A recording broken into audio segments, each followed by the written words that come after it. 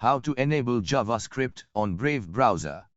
Hello and welcome back to DigiLive Trends. In this video I'm going to show you how to enable JavaScript on Brave browser.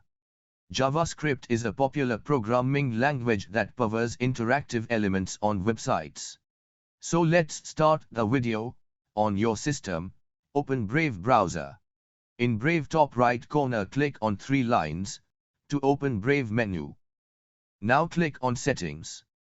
In Settings page click on Privacy and Security on the left panel. Scroll down the page and click on Site and Shields Settings.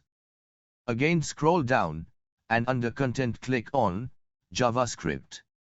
To enable JavaScript on Brave browser, check this option. Sites can use JavaScript. So check this option. This will enable JavaScript for all websites. But if you want to allow JavaScript for particular website, then in Allowed to use JavaScript click on Add button. And enter your website URL and click on Add. This is how you can simply enable JavaScript on Brave browser.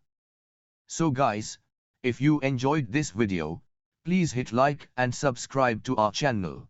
Thank you for watching. See you soon in the next one. Take care. Bye bye.